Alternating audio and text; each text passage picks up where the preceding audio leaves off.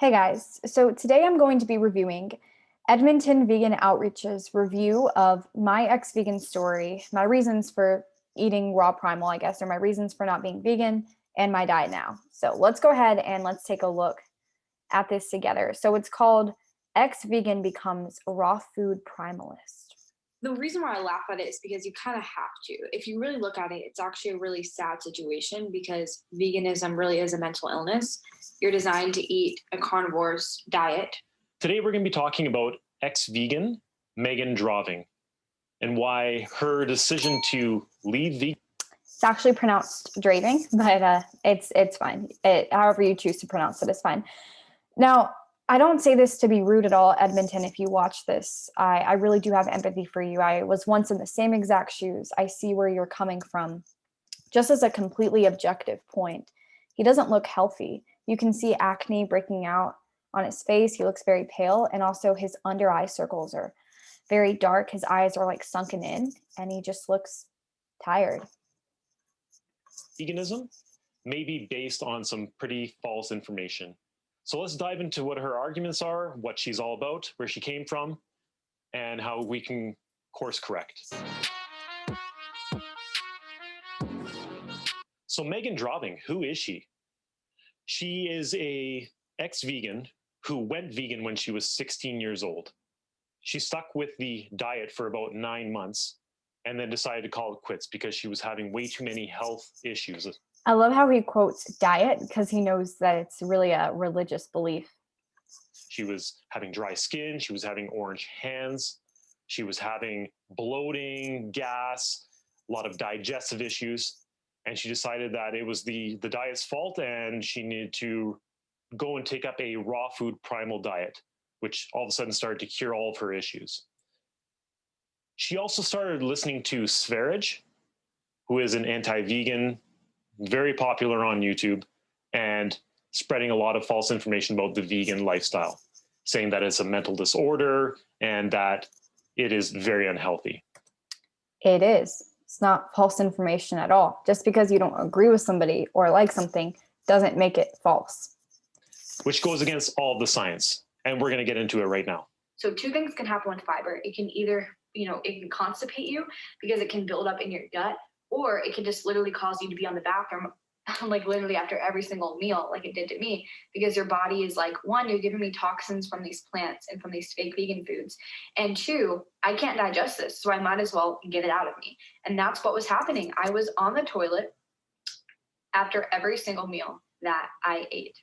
Her biggest issue about fiber is that she had to go to the bathroom multiple times a day after every meal. Well, it is normal for people to go to the bathroom after every meal. Some people go once a day. Some people go once every 2 days. Some people go 3 or 4 times a day.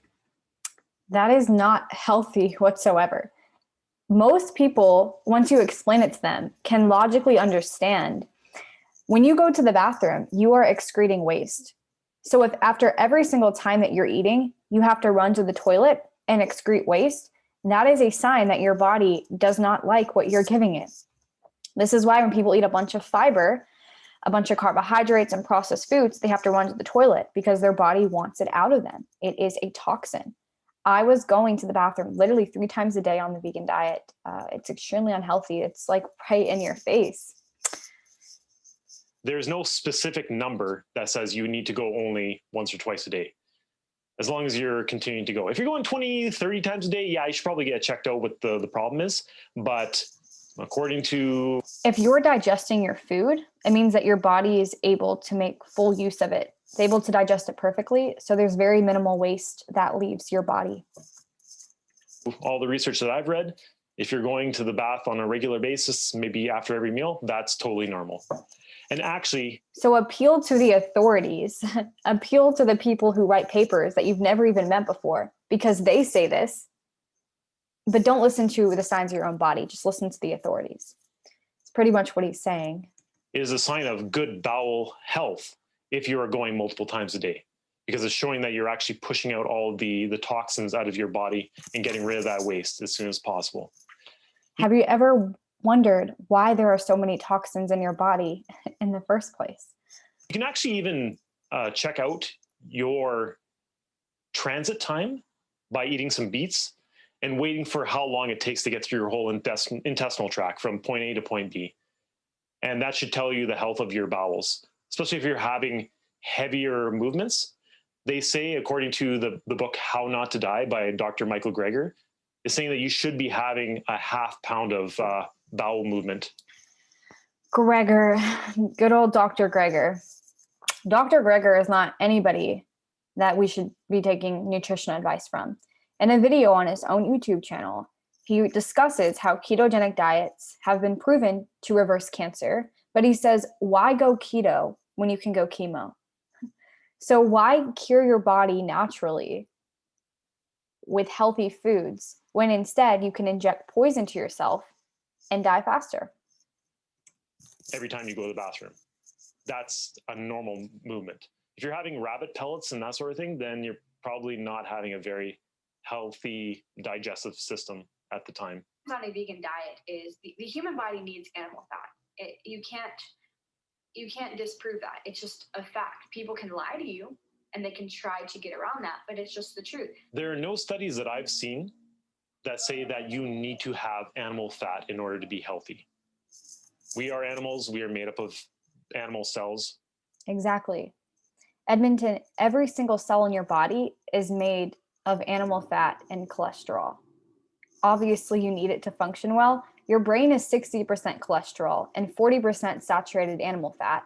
So you need it to be healthy. This is why people who eat a raw meat diet are very intelligent and calm, because they have large brains. The vegan diet actually will shrink your brain because your body is forced to cannibalize and eat itself. And one of the biggest sources of fat, which is the body's favorite food to eat, is your brain. That is true. But nothing says that we have to intake animal fats in order to remain healthy, to build muscle. Almost 70 million Americans and about 7 million Canadians all suffer from non-alcoholic fatty liver disease.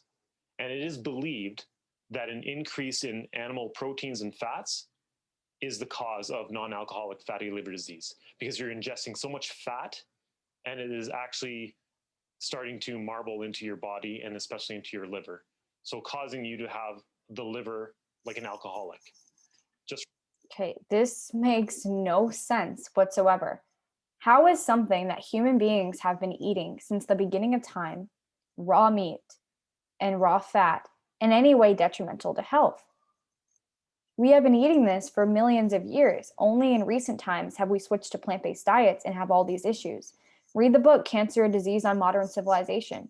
It shows that in the native tribes that eat predominantly animal-based diets, meaning that 70 to 100% of their diet is meat, dairy, eggs, a lot of it raw as well, they have no disease whatsoever. Cancer doesn't even exist. They have no tooth decay.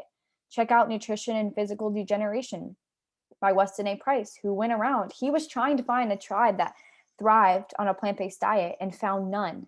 But what he found was every single tribe, the primitive peoples who had perfect health, were perfectly happy, lived in peace, disease-free, all ate 70 to 100% animal products, mostly raw, some cooked, a little bit of plant foods like oat and rye, but again, they didn't live as long as people who eat raw meat will. Just look into it. The issue is, yes, cooked meat is, I wouldn't really consider that healthy. It's healthier than vegetables, but cooked food, processed plants in general, those are the cause of issues. That's what has gone up over the years significantly. That's why people are unhealthy. People eat a burger that's this much meat and this much bun with fries and with lettuce, tomato, and all this stuff on the burger bun with fried and vegetable oil. So how can you say meat is unhealthy when that's what people are eating? Most people don't eat a carnivore diet, let alone a raw meat diet. From eating more animal fats. They actually say that 1 in 5 overweight and obese children suffer from fatty liver disease, which is a staggering number. Almost 20% of children that are obese and overweight suffering from that. Something's not right with the current way people are eating. And Agreed. what are they eating? Mostly animal products, not very many plants. I think the number one plant that people eat is potatoes, and that's because it comes in French fry form. If you take a look at the studies from other countries, developing ones and third world countries, He's just lying. About 80% of their diet is from plants, whereas the 20% is from animal products. In North America, it is completely reversed. It's about 70% animal products and 30% plants. No, it's the other way around. Clearly, you have done no research into it. Logically, it makes sense. What do most Americans and people in Western countries eat? Pizzas, pastas, sandwiches, burgers, salads. Those are all plant-based meals. Just because it's not a vegetable doesn't mean it isn't a plant. Grains are a plant. Grains are probably one of the most commonly eaten foods. Coffee is plant-based. All the stimulants people take. That should say everything about it. When we have obese people walking around eating all of these animal products, and developing countries have a lot slimmer populations. So the human body goes to the brain. And so a lot of vegans really are brain damaged. I don't say that to be rude I'm not saying it as an insult. I really do feel sorry for them. And I hope that they wake up, because it's only going to get worse. I would like to see your sources that say that I have brain damage and that the vegan population has some kind of mental illness. Where's your proof for that? You crave meat, but because of your religion, you don't eat it. So you instead eat fake meats, fake eggs. Even if you're not eating plant-based meat, so to say, all of your meals are designed to replicate meat and blood. That is a mental illness. You are ignoring the signs of your body. You're living completely unnaturally. And look into it. Your brain will shrink on a vegan diet. Your body is eating itself. You are self-cannibalizing. It's really a form of self-hatred, whether you realize it consciously or not. It's a very bold claim. Are you a psychologist? Is Severage a psychologist? I'm pretty sure, because you listened to him, that he has all of the information somewhere in a study. I was eating so much beta carotene, vitamin A, when in reality, vitamin A is a vitamin that's only found in animal products. Beta carotene is supposedly supposed to... Before we get into the vitamin A discussion that we're about to get into, just because somebody has a PhD or a college degree doesn't mean they're educated. It just means that they're highly schooled. So really watch who you get your information from, because a degree is pretty much meaningless. It's just a piece of paper. Convert to vitamin A. It does not convert to vitamin A in, I believe, more than 93% of people. And the people that can convert small amounts of beta carotene into vitamin A can't convert enough. I don't believe they can convert more than 3%. So on a vegan diet, you literally do not get any vitamin A or an adequate amount of it. Let's break down beta carotene. So beta carotene is a precursor to the development of vitamin A. It is found in plants, and it does have a ratio where you need about 10 units of beta carotene to make 1 unit of vitamin A. And the conversion rate can vary anywhere from 8% to up to, I believe, it's 65%, which is a lot different from what Megan is saying at 3%. You don't want too much vitamin A. You don't want to be overdosing on vitamin A. The fact that when you eat all these animal products, they contain quite a bit of animal protein and quite a bit of vitamin A in them, that you can actually get vitamin A toxicity from that. If you're eating a whole foods plant-based diet, you're going to get enough beta carotene, thus enough vitamin A to meet your... We cannot convert beta carotene into vitamin A. There's no proof of that whatsoever. I haven't come across any proof of vitamin A toxicity. It doesn't make sense. Once again, we've been eating this way since the beginning of time. How would it ever be bad for you? Recommended daily allotment. And they've actually done... So he's going off of the recommended daily nutrition facts. Okay, also on his thing about the eating habits of America, the governmental food pyramid is literally plant-based. Obviously, the government does not want us to be healthy. It's very clear when you look into it.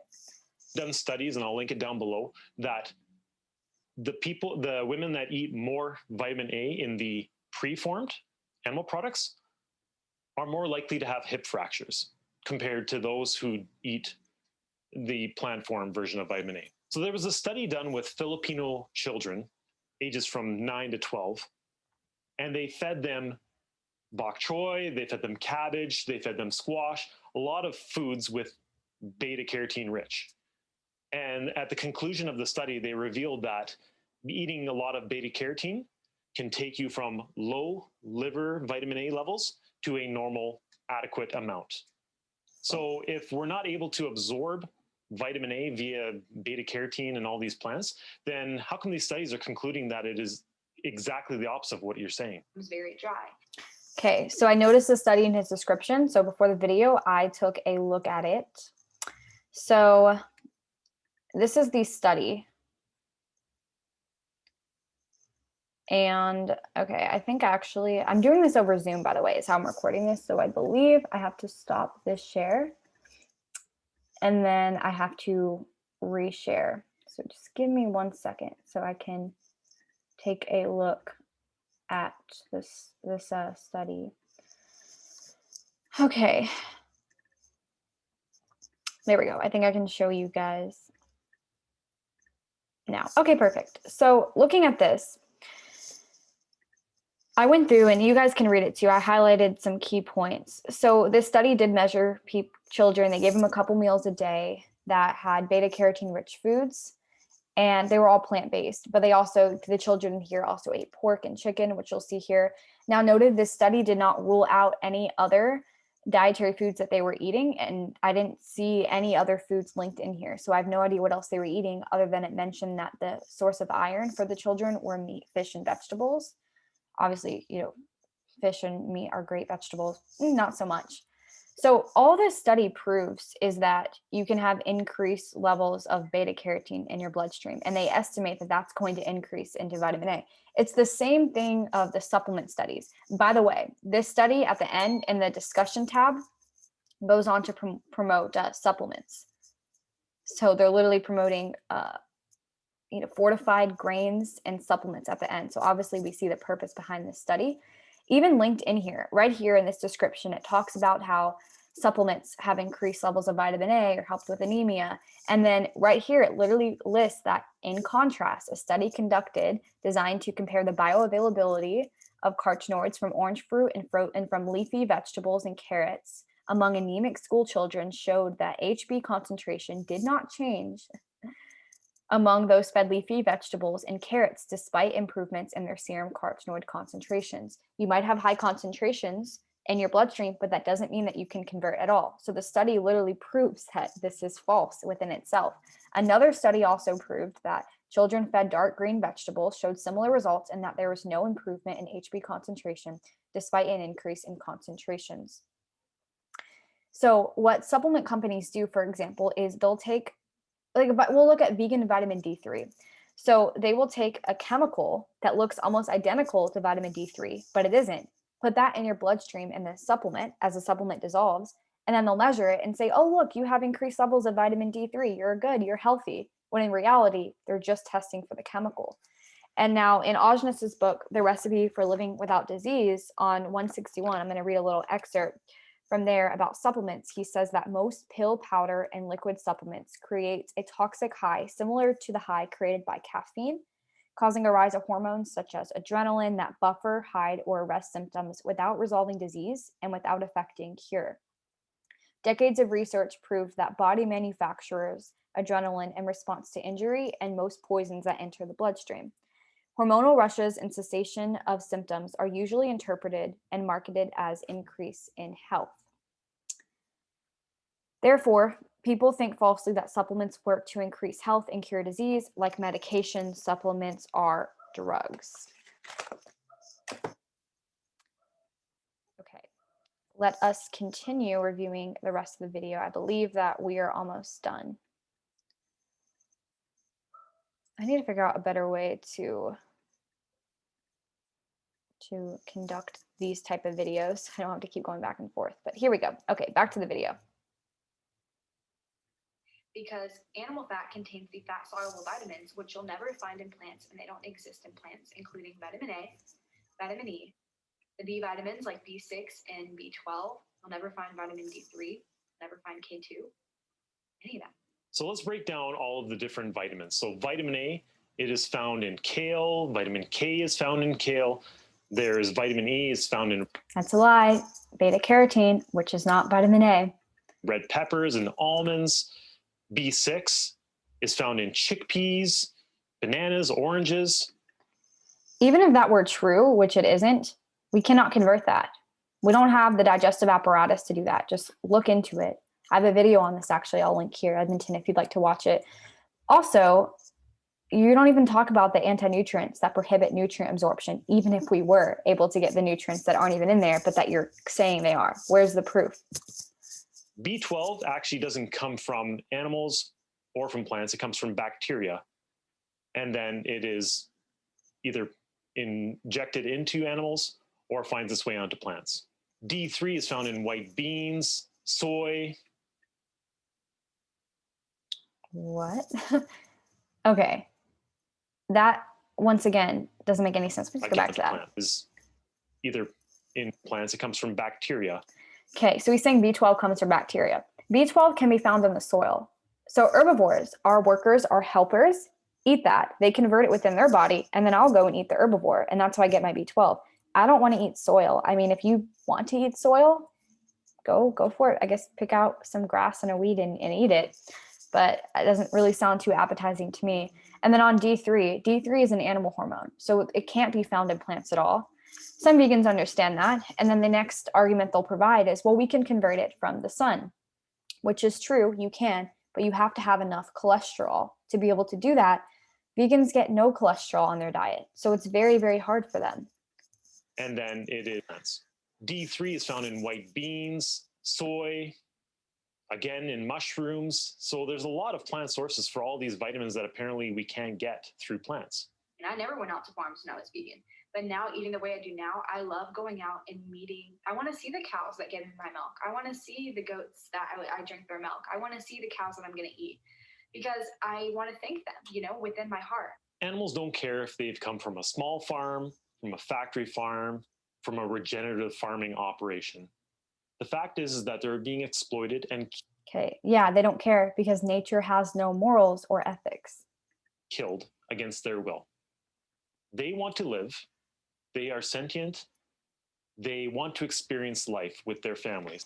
First of all, that argument is also relevant because we want to live too. Veganism is killing humans. Just read We Want to Live by Ajnas van der Planets. It's a perfect book to read. And plants are also sentient too. Now, once again, the whole idea of being sentient doesn't bother me because I am life. Therefore, I want to eat life. So all life is sentient. But saying that they are only destined to be a piece of liver for you. That's why plants produce toxins to protect themselves because they don't want to be eaten. Or to be put on your farm just for their milk is unethical. There is no justification for it. And the fact that you want to go to these farms and thank them for their... So all he's doing is it's just a religion. See, he's saying because his religion prohibits it, it's bad and nobody can do it. Service? Let me ask you a question, Megan. Would you go to the slaughterhouse yourself, take the knife, and put it across their neck? Yeah, I would have no issue with that. And then also thank them for their service at the same time? Would you be willing to be the one to put the bolt end to their head and then chop them up into pieces and take out their liver and separate all the other organs away? Is that something that you want to do? Yeah, sure, I'll do it if I had to. Now, ideally, I'll tell my man to do that. But if I have to do it myself, sure, I'll do it. I don't have any issue with that. A farmer invited me out. I'm going soon to his farm. They're going to slaughter a pig right then and there. So I'll be able to get some fresh meat, see a slaughtering for the first time, and also get some blood. I have no issue with that. In fact, I bought a lamb head a week ago to get the brain.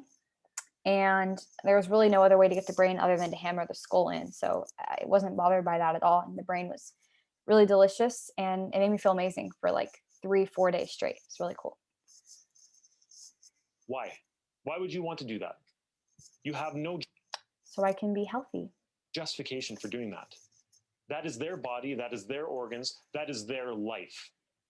He or she is dying because you want to have one of their organs. So you can get some vitamin A.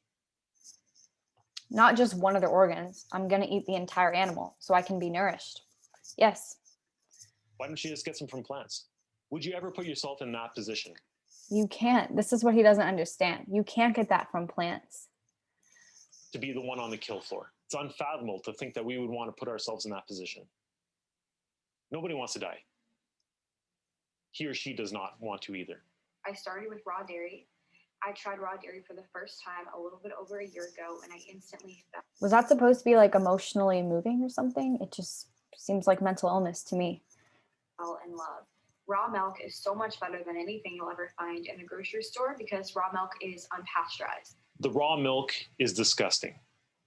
The reason that raw milk is Edmonton, you should really try it before you say it's disgusting because it's very, very delicious. It literally tastes like ice cream, especially whenever you are eating it from a grass-fed and finished cow. It's one of the best things out there. It's really a superfood.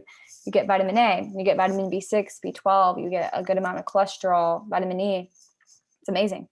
pasteurized is to kill off all the bad bacteria, which can cause disease, can cause a lot of inflammation, can cause a lot of issues inside your own diet. This is false. Disease is not caused by germs or microbes. Even the creator of the germ theory, Louis Pasteur, denounced his research on his deathbed, saying that the true cause of disease is the environment what the pathogens feed on. Pathogens feed on toxins. The accumulation of toxins in the body slowly causes cellular malnutrition, which means your cells are basically leaching nutrients.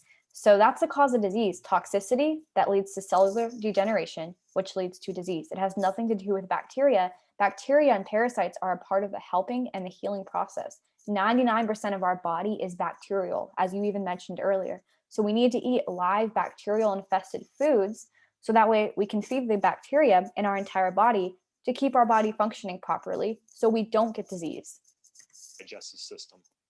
Yeah, you have lots of bacteria. They all work together in concert. But when you're introducing bad bacteria, which are found in all these milks, especially from animals, you are going to have issues. The world that we live in There is no such thing as bad bacteria. does not want us to be healthy. There's an agenda behind veganism. It's being pushed for a reason. It makes no sense to me that you'll see somebody like Bill Gates promoting Impossible Meat. Bill Gates is a billionaire, and he's not a billionaire on accident. He knows what he's doing. You want to know a secret? Why he is a billionaire and why he continues to stay a billionaire? Because he can predict the future. He knows. Exactly. Because he's one of the people who's helping execute the official narrative. Of course, I'll never say Bill Gates is dumb or not intelligent. Obviously, he's very, very smart and intelligent. He's also investing in Beyond Meat because he sees the money-making opportunity. He sees a way to continue to enslave people more and more and have them work for him. It's actually very intelligent. I would never do it because I care about human happiness and human health. But yeah, of course he's smart. This is why he's doing it. Exactly. There is an agenda behind this. It is to dumb the population down even more, keep people sicker, and encourage depopulation because strong, healthy families, which build strong, healthy communities, are impossible to control. Obviously, he doesn't want that. He knows that the future is plant-based. He knows that it is probably not worth his money to invest in a bunch of animal products right now when the world needs to shift. Okay, just saying that shows that you understand that. The entire thing of veganism, the reason why it's promoted by these people, because it generates profits. You become sick, you're gonna have to take supplements and drugs. So the hospitals are making money, so are the pharmaceutical companies, and so are the companies that are selling you fake meats. I mean, of course, obviously he knows there's a massive money-making opportunity. If people ate their natural diet of raw meat and blood, including dairy, because raw dairy and eggs actually are just derivatives of blood, then there would be no money-making opportunities because people would be healthy and they wouldn't need to go outside of themselves to try to get healthy. They would have everything they needed within themselves. To a plant-based food system. The environment and the climate crisis, they are real. And he recognizes that. So he is going to invest in Beyond Meat because he knows that's where the money is. And if you were smart, you probably would do the same. Needless to say, there's a lot of stuff to unpack with Megan. All of her rationales and her arguments are based on unfounded science. She's going to be damaging her body. She's lucky that she's young, and the way she's eating right now is terrible for her health. It's also terrible for the animals as well that have to die just because she wants to try out and eating this way. If Megan's going to watch this, I would suggest that she read the book, How Not to Diet and How Not to Die by Dr. Michael Greger. Edmonton, I suggest that you read Nutrition and Physical Degeneration by Weston A. Price and We Want to Live by Oceanus Wonder Planets. Put it in the links below. A lot of information there. It is not his own work. He's just compiling all the data that has come from the generation. Right, because he can't think for himself. Whereas the people in these books are talking about life experience, science that they've personally conducted, real primitive tribes that they've seen thrive, real photos, real documentation. This person is just accumulating information like a slave. Worth of science that has been put behind nutrition. And it comes in favor of being plant-based. That is what science says. So that's the end of the video, everyone.